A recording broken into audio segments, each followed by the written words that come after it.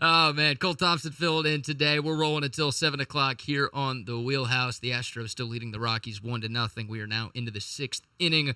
We'll keep you posted on that score. But we're talking Texans here in this segment, Cole. And surprise, surprise, another national article bashing the Houston Texans. Now, this is a little bit different than your standard power rankings. This is a future power rankings. ESPN is taking a look at the next 3 years of the NFL calendar, and they've ranked every team 1 through 32 based on a number of different metrics. And, of course, they've compiled an overall ranking for all of the teams across the league. And not shocking at all, the Texans are very close to the bottom. The good news is they're not dead last. The bad news is they're tied for 29th with the Las Vegas Raiders. They're only ahead of Tampa Bay and Arizona. So, that's okay. I'm sorry. I got to just say real fast. It's really funny that Tampa Bay is 31st just because if they broke Tom Brady. Just because if they made Tom Brady retire, they go all the way down to 31st. Is that like a punishment that you get now because of the 7-time Super Bowl champion said, I'd rather go ahead and be with my family than play another year with this dumpster fire? Well, the punishment was Baker Mayfield.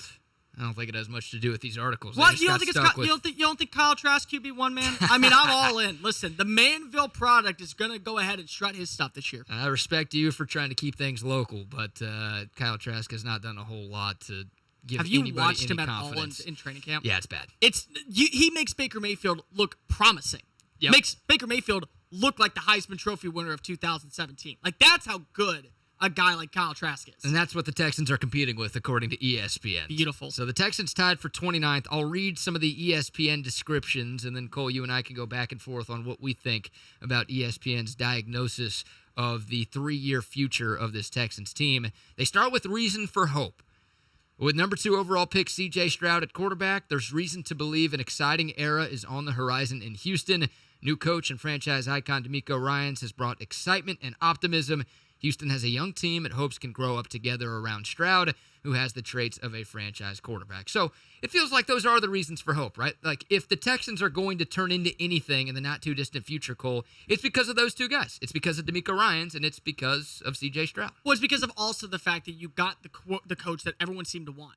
Ask anybody out there who was the top target in the likes of coaching world. It's DeMeco Ryans. Mm-hmm. And DeMeco Ryans wanted to come home. He had opportunities to go to Denver. He had opportunities to go to Carolina. He had opportunities to interview everywhere. Last year, he had an opportunity to interview for the Minnesota Vikings job. Said, you know what? I'm going to wait for a better chance. I chose to come to Houston. So the fact that he chose to come to here is why you're going to see the McNair family listen to him like a literal pigeon. They're going to do everything possible to make sure that he is happy, he's content, and he's given the opportunity to go ahead and win. Whether that be in year 1, or that be in year 3, or that be in year 5. This is not one of those one-and-done situations, which is also such a lazy narrative when you hear from the bigwigs up top, always talking about, oh, well, look at the last 2 coaches. The last 2 coaches were players that nobody wanted. Yeah. Name a time that David Culley was going into interview processes for an opening. Name a time that Lovie Smith was considered a hot name on the market for any opportunity. DeMeco Ryans was. Yep. DeMeco Ryans was the hottest name on the market. And I might also add in, the likes of, they don't care about the S2 score with C.J. Stroud. They saw the likes of a good player who has the opportunity to build off his success, had excellent numbers playing against quality competition, has shown a lot better movement since the start of training camp, and is going to be able to build a rapport even if he stinks for the first year. So, yeah, there's reason to believe. Here's another reason to believe. Fire away. Salary cap. How much money they're going to have after the likes of the 2022 season. They're going to go in with an opportunity to be able to add in premier players at other positions. And they're going to be able to, I think, target whoever they want when it comes to wide receiver. There's going to be wide receivers that hit the open market to where, oh, this is the worst wide receiver core in the nation. No kidding. But because of the salary cap structure that you have, because of the money that you're going to be able to pay, over $16.9 million, you can bring in a frontline guy to go ahead and negate what you don't have this year. So with the money that you do utilize, that's going to strengthen your core. And I think a full year of working with the likes of what this offense could be underneath Bobby Slowick gives you a little bit more continuity going into next year with the run game, with the ability to have great personnel packages, with the ability to utilize tight ends. Dalton Schultz, if he's happy, guess what? He's going to want to sign a long-term deal. Tegan Quintoriano, kid was amazing as a blocker at Oregon State. Now you get to have him for year 3 if he gets better as a route runner. Look at what that does for 12 personnel looks. There's opportunity here to be successful other than, oh, quarterback and head coach. I mean, like, don't get me wrong. Those are your two selling points. But Yeah. there's multiple reasons why there's at least a little bit more upside with the team than people are giving credit for. Man, Dan Graziano of ESPN was going glass half full. You're going glass completely full. Might as well. Why not? Like overflowing. I'm not going to be a homer, but I'm going to be a realist. Yeah. Yeah, this team is not going to get to, I think, 8 wins this year. And I know that yesterday you guys talked about what was a great season for this team, or what was a positive season for this team. I think playing close games and seeing both C.J. Stroud and Will Anderson win Offensive and Defensive Rookie of the Year, plus maybe 6 wins, yeah, that to me is better than seeing, 9-win seasons, 9 wins, and then regression every single year afterwards. I'd much rather have uptick than a plateau going into year 2 and year 3. Yeah, you don't want to pull a Texas Longhorn football under Tom Herman where you're really good early on and then you just completely fall apart. You want to have that steady rise up the ranks to where, okay, it's a linear progression to where you feel good about the direction of where this thing is headed. So that's the reason for hope from ESPN. There's some reasons for hope for Cole Thompson as well. What about reason for concern? And I think it's interesting who wrote this little blurb about this for the Texans. It's Louis Riddick, who, of course, interviewed to be the general manager of the Texans back in 2020 before Nick Caserio was hired. So I love Louis Riddick. I think he does tremendous work for ESPN. But I'm always wondering when he's talking about the Texans whether or not there's some sort of bias involved because he did not get the job here. You think he hate writes? Like he's literally just sitting there spewing, just wondering, dear Texas media, how dare you not give me this job? I'm going to make sure that you have the worst day possible. I think he honestly loves making the loop pissed off. Yeah, maybe. It could be hate writing. It could be like, hey, I'm going to bash this guy so I can be reconsidered to be the GM here, and here's all the things that I would do that they're not doing. Maybe it's a little bit of a combination of those things. You think Cal McNair's sitting reading the articles and being like, oh, this guy brings up some good points. I maybe need to bring him in next year. You think Cal McNair can read? I'm not going that far. It's not a yes. I'm not going that far. It's not a yes. This is a basic yes or no question. Here's Riddick's reason for concern, and it goes to what you were talking about a few minutes ago.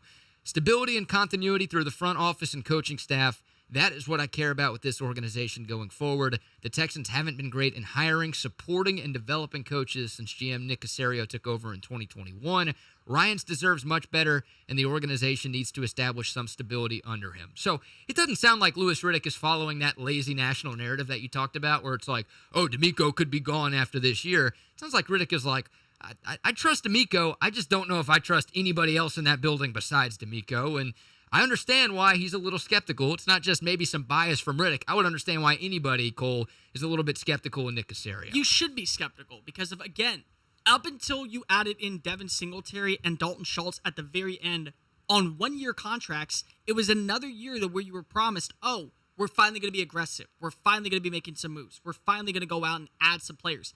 And you didn't do anything. And then once you added in guys like Schultz and once you added in Singletary and Denzel Perriman, the continuity and the consistency of what the overall persona of the team was a positive. And I'm not saying that all these players are going to be amazing this year. I'm not saying that all these players are going to be phenomenal finds because free agency is a crapshoot. It always is. Mm-hmm. And there's a reason why teams allow players to walk away when it comes to contract negotiations. Sometimes it's salary. Sometimes it's, we like the kid younger than you, and we're only going to have to pay him a quick buck. So there's a reason why they're walking out the door instead of getting the franchise tag or a brand new contract. But still, it's a 3-year window. And you got to realize, if we're going to give a pass to Jacksonville having to run the absolute dumpster fire that was Urban Meyer and then say, oh, well, last year was Trevor Lawrence's rookie year, technically, because if he had to go through those turmoil year of Urban Meyer, shouldn't we give at least the Texans 1 year to figure stuff out? Like 1 full year of not realizing, oh, they're just running this into the ground. They're openly trying to tank to go ahead and land whatever the hell they can. Yeah, a real head coach, no Jack Easterby in the building. It does feel like the direction has changed a lot for this team, and there's reasons for optimism talking about the Texans. But the NFL Future Power Rankings, not that optimistic. They have the Texans tied for 29th, and they sort of ranked individual aspects of each team as well.